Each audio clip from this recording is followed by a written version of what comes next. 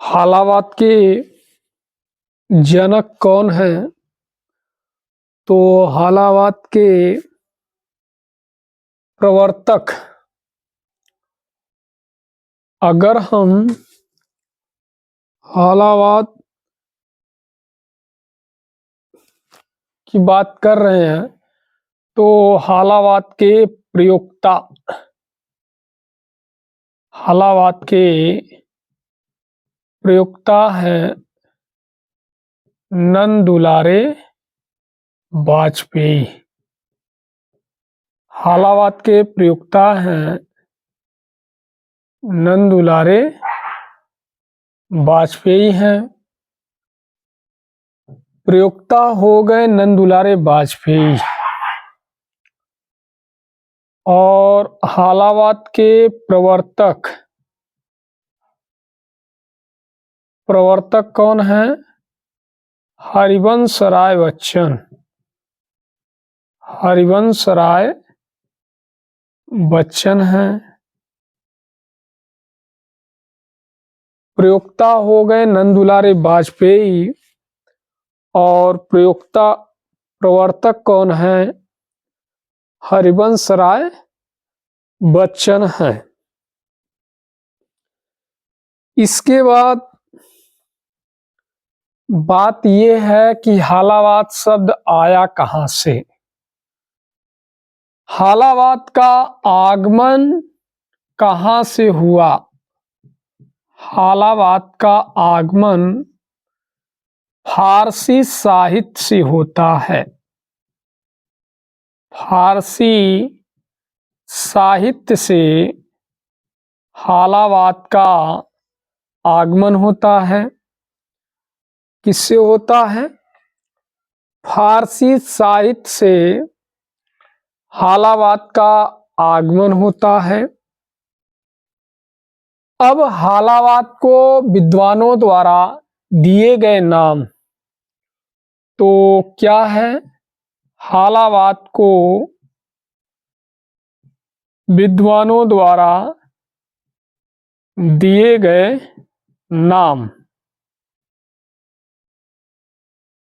विद्वानों द्वारा हालावाद को क्या नाम दिए गए हैं? दिए गए नाम तो विद्वान हैं जिन्होंने हालावाद को क्या नाम दिए हैं, ये हम देख लेते हैं कि विद्वानों ने हालावाद को क्या क्या नाम दिए हैं। अब सबसे बड़ी चीज ये है कि हालावाद को स्वच्छंदतावादी काव्य किसने कहा? एक नाम आता है कि स्वच्छंदतावादी काव्य किसने कहा? हालावाद को स्वच्छंदतावादी काव्य कहने वाले विद्वान हैं रामचंद्र शुक्ल। हालावाद को रोमांसवाद किसने कहा? तो हालावाद को रोमांसवाद बाबू गुलाब राय ने कहा। बाबू गुलाब राय ने हालावाद को रोमांसवाद कहा। हालावाद को हालावाद नाम किसने दिया?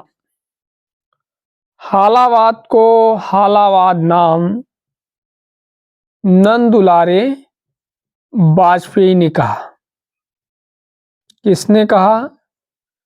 नंद दुलारे वाजपेयी ने कहा। हालावाद को हालावाद नाम नंद दुलारे वाजपेयी ने कहा। हालावाद को व्यक्तिवादी गीत कविता किसने कहा? हालावाद को व्यक्तिवादी गीत कविता किसने कहा? व्यक्तिवादी गीत कविता किसने कहा? डॉक्टर नागेंद्र ने कहा। हालावाद को व्यक्तिवादी गीत कविता किसने कहा? डॉक्टर नागेंद्र ने कहा। और हालावाद को व्यक्ति चेतना प्रधान काव्यधारा किसने कहा? व्यक्ति चेतना प्रधान काव्यधारा। तो व्यक्ति चेतना प्रधान काव्यधारा हालावाद को किसने कहा? तो ये कहा डॉक्टर गणपति चंद्र गुप्त ने कहा। किसने कहा? डॉक्टर गणपति चंद्र गुप्त ने कहा। तो हालावाद का आगमन कहाँ से होता है? हालावाद का आगमन फारसी साहित्य से होता है। अब हालावाद की परिभाषा क्या होगी? छायावाद के समांतर जिन कवियों ने निजी अनुभूतियों के आधार पर प्रेम, मस्ती, अहम से संबंधित काव्य लिखा, उनके द्वारा रचित काव्य को हालावाद के नाम से जाना गया। हालावाद का आगमन फारसी साहित्य से होता है। हालावाद के प्रयोक्ता नंदुलारे वाजपेयी हैं। हालावाद के प्रवर्तक हरिवंश राय बच्चन हैं। हालावाद को विद्वानों द्वारा दिए गए नाम: हालावाद को स्वच्छंदतावादी काव्य रामचंद्र शुक्ल ने कहा। हालावाद को रोमांसवाद बाबू गुलाब राय ने कहा। हालावाद को हालावाद नाम नंदुलारे वाजपेयी ने दिया। हालावाद को व्यक्तिवादी गीत कविता डॉक्टर नागेंद्र ने कहा। हालावाद को व्यक्ति चेतना प्रधान काव्यधारा डॉक्टर गणपति चंद्र गुप्त ने कहा। अब आ जाते हैं, देखिए, हालावाद को व्यक्ति चेतना प्रधान काव्यधारा दो विद्वानों ने कहा। एक तो पहले विद्वान हैं डॉक्टर गणपति चंद्र गुप्त और दूसरे विद्वान हैं हरिवंश राय बच्चन। अब हालावाद में जो पहले कवि हैं वो हमारे आते हैं भगवती चरण वर्मा। तो हम सबसे पहले भगवती चरण वर्मा के बारे में अध्ययन करेंगे कि भगवती चरण वर्मा का जन्म कब हुआ। तो भगवती चरण वर्मा का जन्म हुआ 1903 में। कहाँ? सफीपुर, उन्नाव, उत्तर प्रदेश। भगवती चरण वर्मा का जन्म 1903 कहाँ हुआ? सफीपुर, उन्नाव, उत्तर प्रदेश। यहीं पे ही भगवती चरण वर्मा का जन्म हुआ। इनका निधन कब हुआ? तो 1981 में हुआ। निधन कब हुआ? 1981 में हुआ। किसको पढ़ रहे हैं? भगवती चरण वर्मा को हम पढ़ रहे हैं। किसको पढ़ रहे हैं? भगवती चरण वर्मा को हम पढ़ रहे हैं। इसके बाद अगला आता है कि भगवती चरण वर्मा का जन्म तो 1903 ईस्वी सफीपुर, उन्नाव, उत्तर प्रदेश। निधन 1981 ईस्वी में हुआ। इनकी काव्य रचनाएं कौन सी हैं ये हम देख लें कि भगवती चरण वर्मा की काव्य रचनाएं कौन सी हैं। तो भगवती चरण वर्मा की पहली काव्य रचना आती है मानव। और ये मानव कब है? 1937 ईस्वी में। मानव कब है?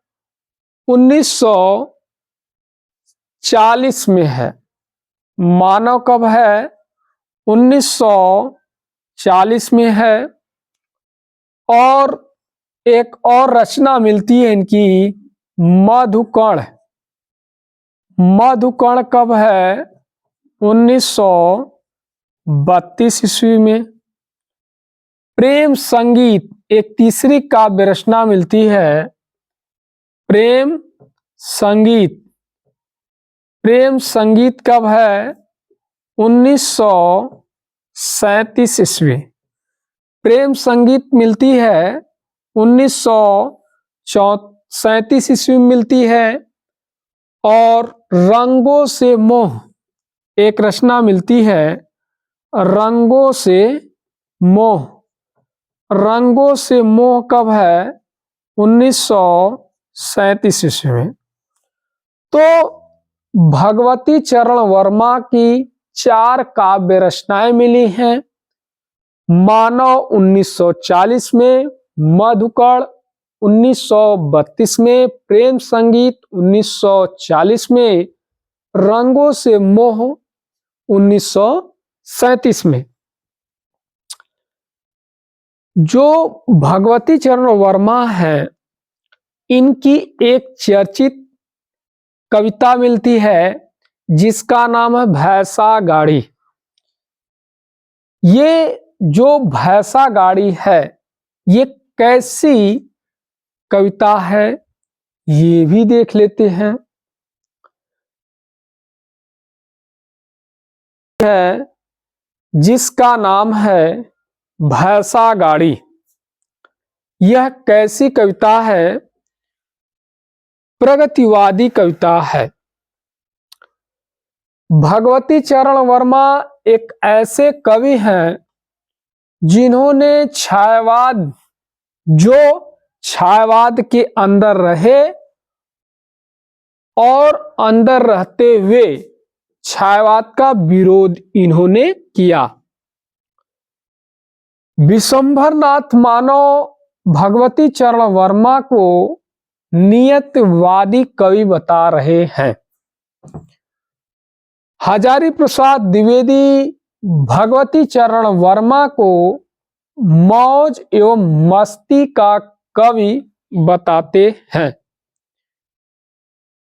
सविनय और एक नाराज इनकी लंबी कविता है जो इनके निधन के बाद 1984 में प्रकाशित हुई।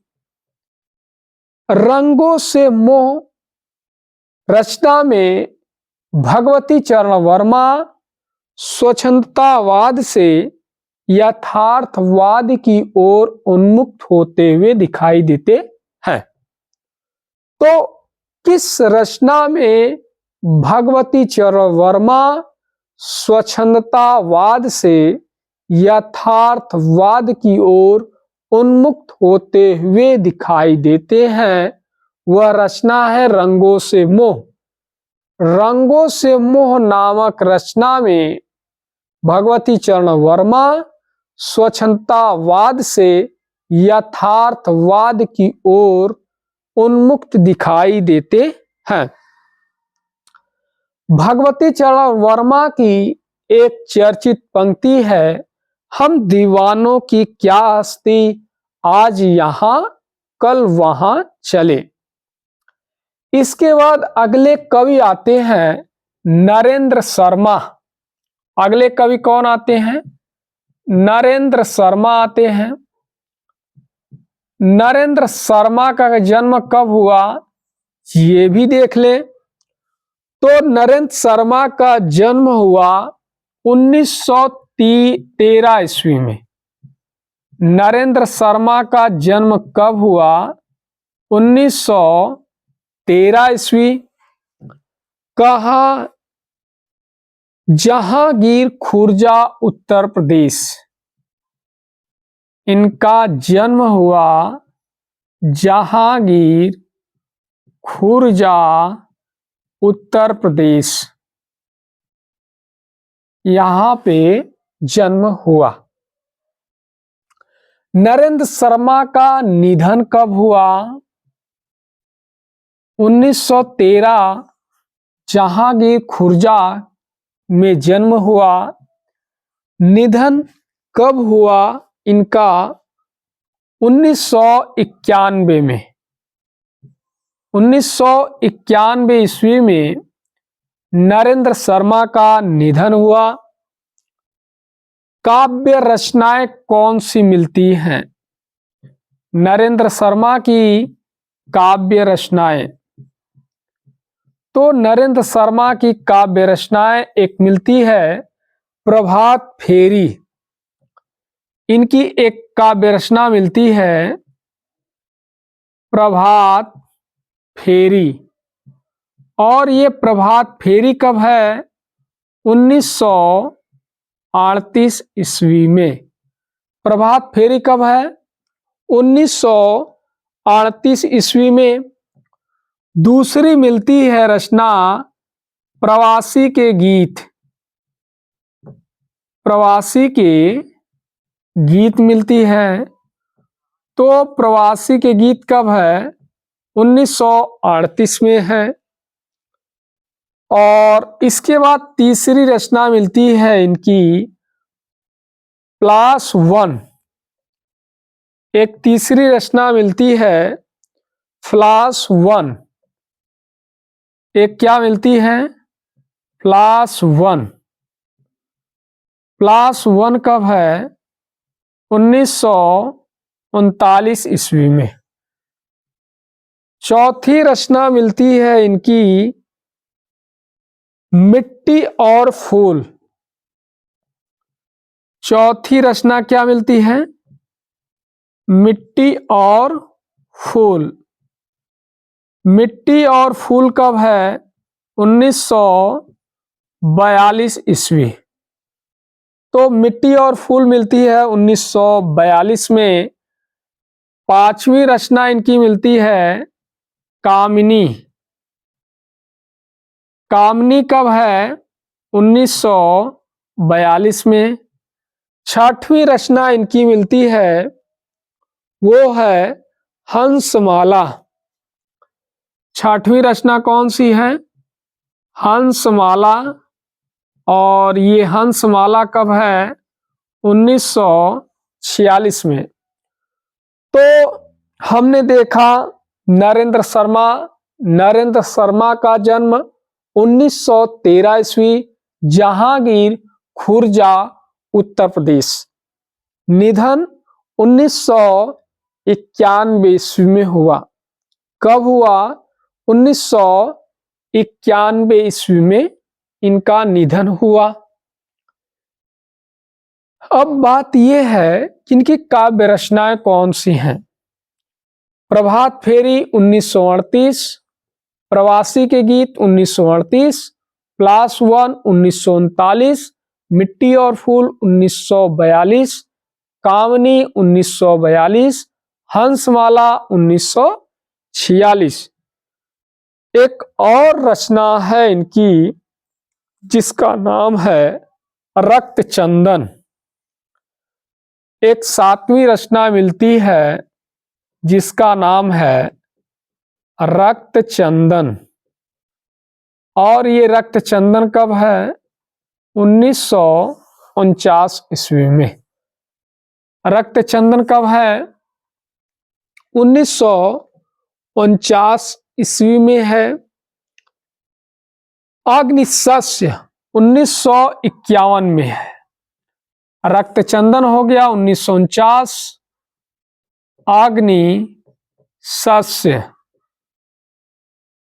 अग्निशस्य कब है? 1951 में। एक रचना और है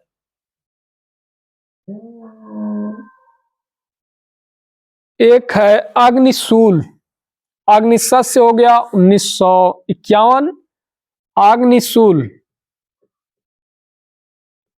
अग्निशूल कब है? अग्निशूल है 1952 में। एक रचना है 10वीं, वो कौन सी है? वो है सुलफूल 1953 में। एक है सुलफूल। सुलफूल कब है?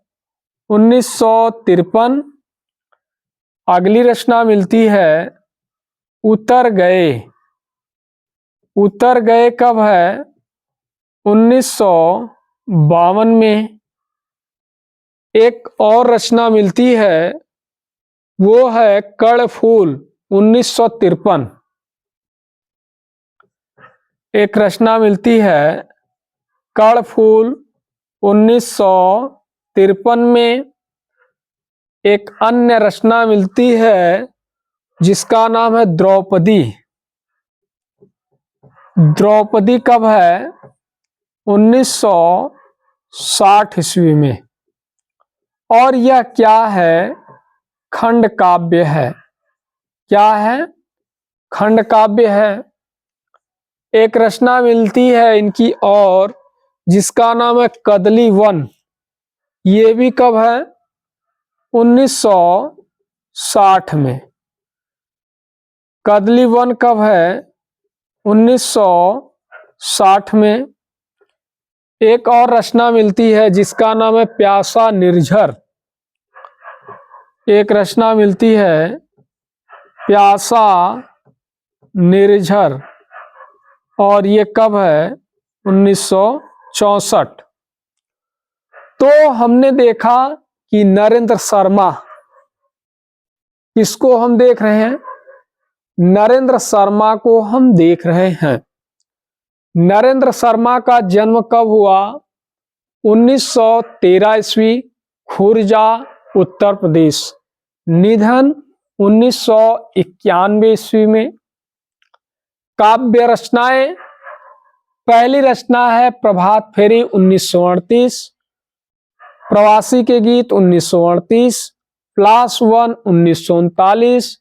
मिट्टी और फूल, 1942। कामनी, 1942।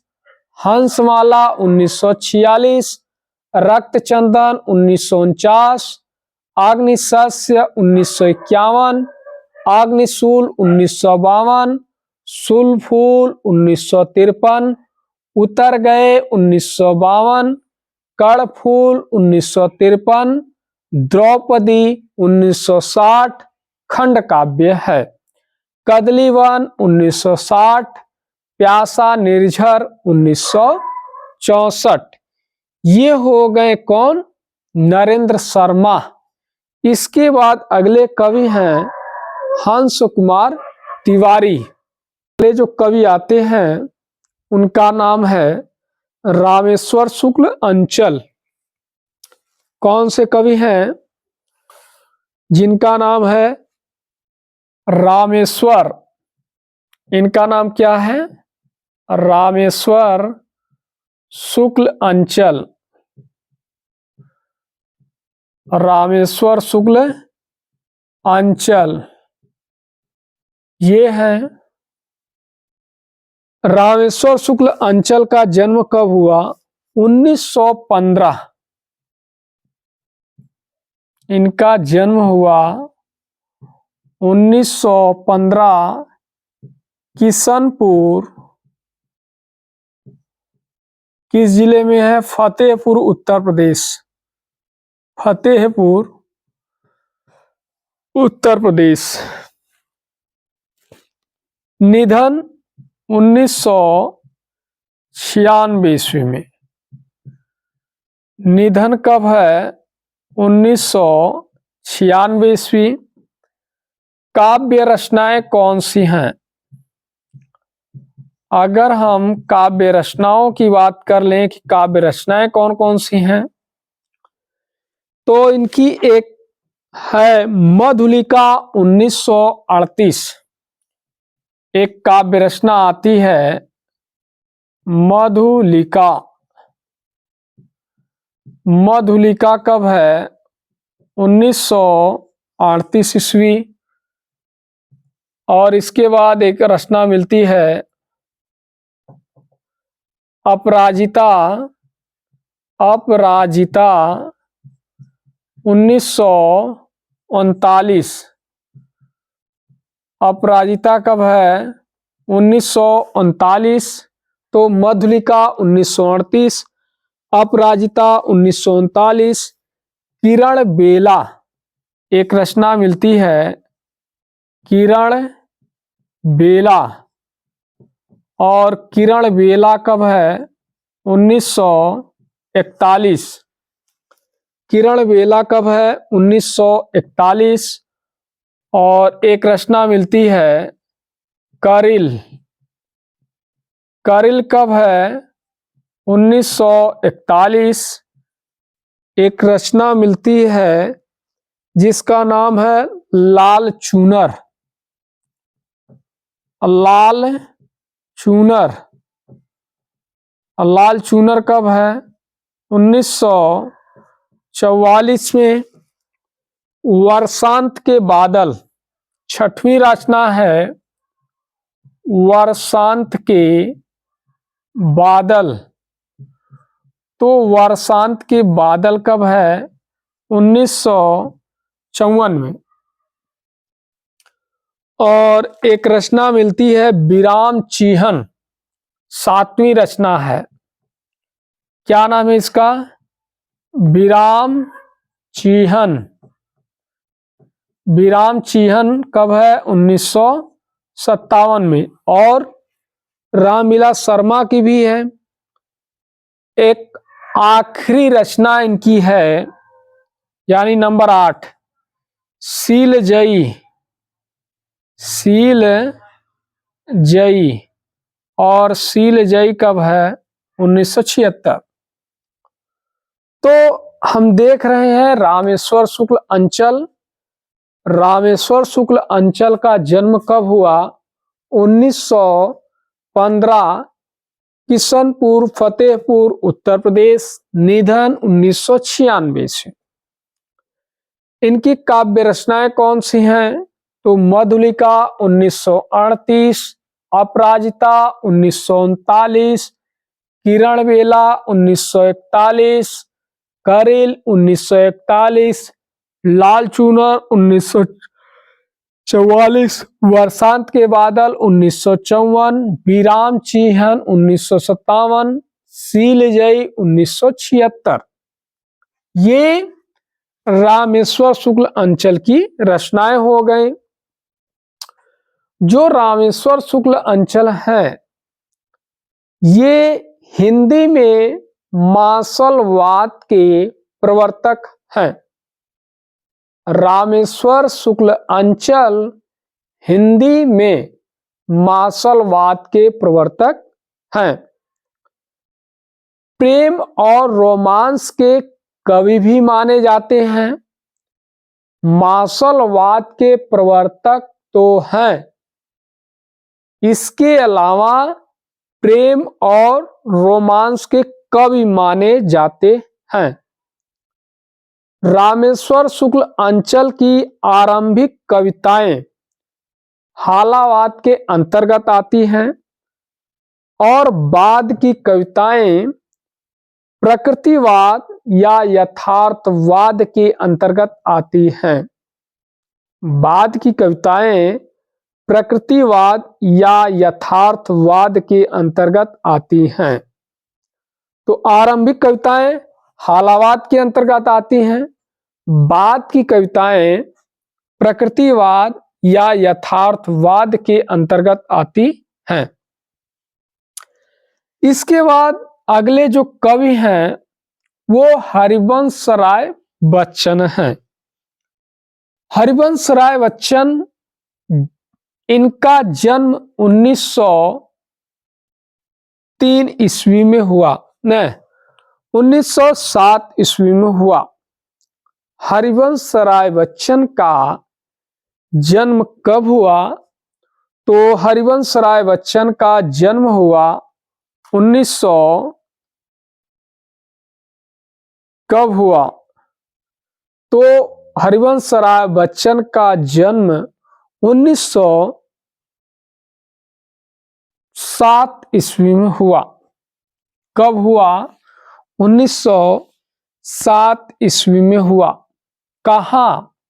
प्रयागराज। कहाँ इनका जन्म हुआ? प्रयागराज में हुआ। बच्चन हरिवंश राय बच्चन का जन्म कब हुआ? उन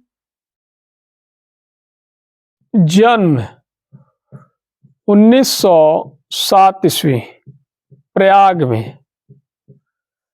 निधन 2003 मुंबई। माता का नाम क्या है? तो माता का नाम मिलता है सरस्वती देवी। सरस्वती देवी माता कौन है? सरस्वती देवी। और पिता कौन है? प्रताप नारायण। प्रताप नारायण इनके पिता हैं।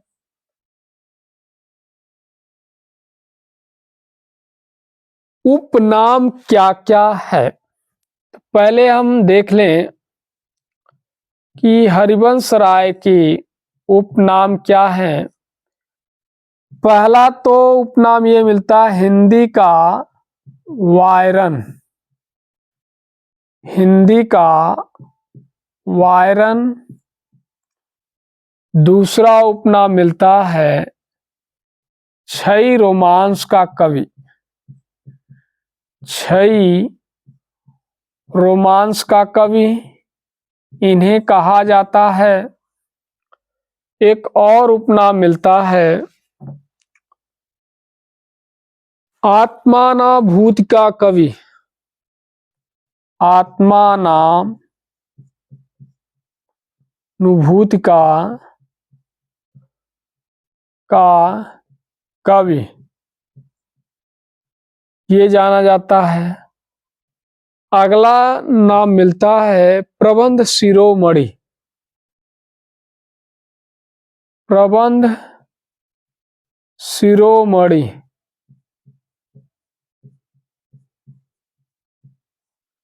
एक नाम मिलता है। प्रबंध शिरोमणि तो हो गया। एक मिलता है हालावाद का जनक। हालावाद का जनक। लेकिन हालावाद के प्रयोक्ता कौन है? नंदुलारे वाजपेयी हालावाद के जनक।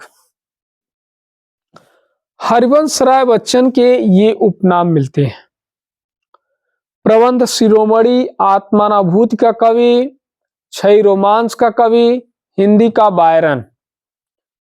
ये उपनाम हरिवंश राय बच्चन के हैं। अब हम बात कर लें कि मौलिक काव्य रचनाएं।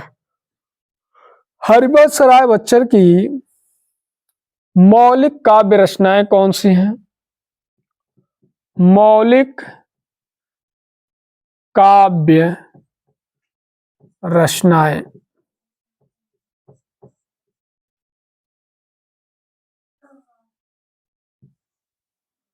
इनका पहला काव्य संग्रह कौन सा है? तो प्रथम काव्य संग्रह एक मिलता है, क्या है? 13 हार 1932। 13 हार। और 13 हार कब है? 1932 में है। पहला काव्य संग्रह तो यही है, 13 हार 1932 में है। इसके बाद मधुशाला दूसरी रचना है। मधुशाला। और मधुशाला कब है? 1935 ईस्वी। मधुशाला कब है? 1935। और मधु कलश। मधु कलश 1937। और मधुबाला एक मधुशाला 1935 और एक रचना है मधुबाला। और मधुबाला कब है? 1936 ईस्वी। मधुबाला कब है? 1936। और मधु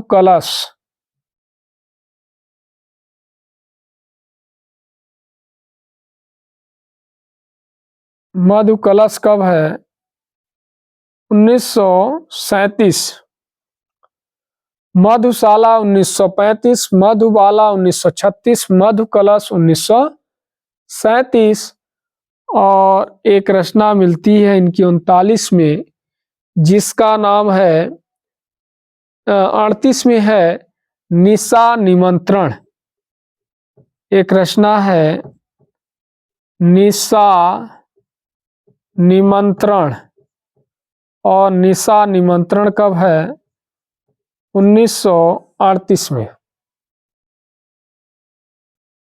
इसके अलावा एक 5वीं रचना है एकांत संगीत। एकांत संगीत कब है? 1943। 6वीं रचना कौन सी है? एकांत संगीत तो 1939 में है ना।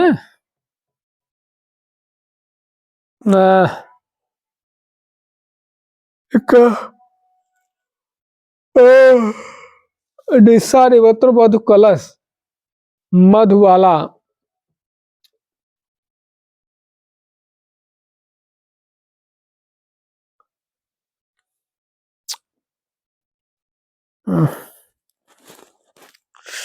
कौन सी रचना छूटी भाई? तेरा हार 1932, मधुशाला 1935, मधुबाला 1936, मधु कलश। तेरा हार हो गया। अच्छा, ये पहली है। तेरा हार पहली, मधुशाला दूसरी, मधुबाला तीसरी, मधु कलश चौथी। अच्छा, वो यहाँ पे नंबरिंग गलत हो। मधु कलश चौथी, निशा निमंत्रण 5वीं, और एकांत संगीत 6वीं, और 7वीं रचना है एकांत संगीत कब है? 1939। और 1943 में है आकुल अंतर। क्या है? आकुल अंतर। और आकुल अंतर कब है? 1943 में। 8वीं रचना मिलती है इनकी सतरंगिणी। एक मिलती है सतरंगिणी। और सतरंगिणी कब है? 1945 ईस्वी। सतरंगिणी कब है? 1945 में है। और 9वीं रचना मिलती है हलाहल। हलाहल कब है? 1946। हलाहल हो गया। एक रचना और मिलती है सूत की माला। सूत की माला कब है? तो सूत की माला इन्होंने लिखा है 1938। सूत की माला ये कब लिखते हैं? 1900। सूत की माला हो गई, खादी के फूल हो गए। ये दोनों रचनाएं 1948 में। मिलन यामिनी 12वीं रचना है। कौन सी? मिलन यामिनी। यामिनी 1950 ईस्वी। मिलन यामिनी 1950 में है। आरती और अंगारे, आरती और अंगारे, आरती और अंगारे कब है? तो आरती और अंगारे है 1954 ईस्वी। एक 14वीं रचना मिलती है इनकी, प्रणय पत्रिका। आरती और अंगारे 1954। एक है प्रणय पत्रिका। प्रणय पत्रिका कब है? 1955 ईस्वी। प्रणय पत्रिका हो गया। और एक है धार के इधर उधर। धार के इधर उधर। धार के इधर उधर कब है? 1957। धार के इधर उधर हो गया। और एक मिलता है बुद्ध और नाच घर। बुद्ध और नाच घर। बुद्ध और नाच घर कब है? 1958। एक रचना मिलती है इनकी और त्रिभंगिमा। त्रिभंगिमा कब है? ये है 1961 ईस्वी। त्रिभंगिमा कब है? 1961 में। एक और रचना मिलती है, 18वां नंबर कौन सा है? चार खेमे। चार खेमे 64 खूंटे। चार खेमे 64 खूंटे 1962। चार खेमे 64 घूंटे 1962। दो चट्टाने। दो चट्टाने हैं 1965 ईस्वी। दो चट्टाने 1965। चार खेमे 64 घूंटे 1962। और बहुत दिन बीते 20वीं रचना मिलती है, कब है? 1967 में। कौन सी है? बहुत दिन बीते। बहुत दिन बीते, ये है 1967। 21वीं रचना कौन सी है? कटती प्रतिमाओं के आवाज। 1968। कटती प्रतिमाओं के आवाज। कटती प्रतिमाओं के आवाज 1968 में। कब है? 1968 में। उभरते प्रतिमानों के रूप 1969। जाल समेटा 1973। 16 हंस 1981। बंगाल का अकाल 1946। ये इनकी रचनाएं मिलती हैं।